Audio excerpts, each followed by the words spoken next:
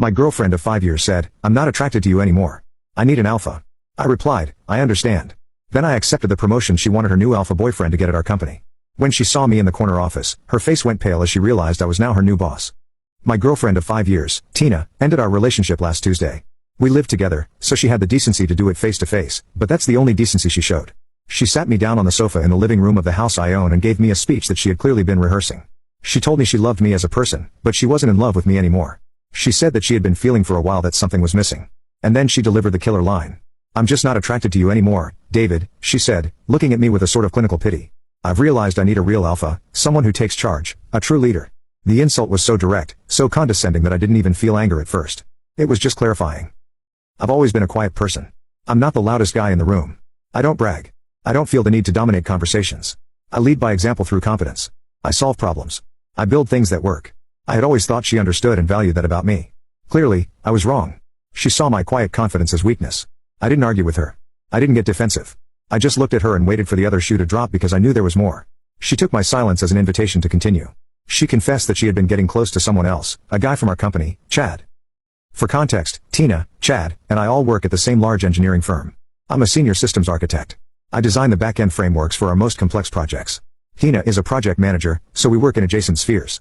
And Chad is a senior sales strategist. He's exactly the kind of guy you'd picture when you hear the word alpha used unironically. He's loud, overtly confident, wears flashy suits, and is great at giving slick presentations. He's all charisma. The substance, however, has always seemed questionable to me. Tina went on and on about Chad's ambition and his unstoppable drive. And then she revealed the real core of it. For the last 2 months, a new major position had been opened at the company, Director of Strategic Integration.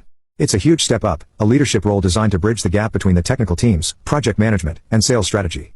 The new director would essentially be the boss of all 3 of our departments. Tina told me with a smug sense of excitement that Chad was the leading candidate. She admitted she'd been helping him craft his proposals, feeding him inside information from the project management side to make his pitch look stronger. She was completely invested in his success. She saw him getting this job as their launchpad. They were going to be the new power couple of the office. As she was telling me all this, I just sat there. And when she was finally done, after she had thoroughly laid out why I was no longer adequate for her, I looked at her and said in a perfectly level voice, "I understand." She seemed a little surprised by my lack of emotion, but she took it as acceptance. She said she would need a week or 2 to find a new place. I just nodded. Here's what she did not know.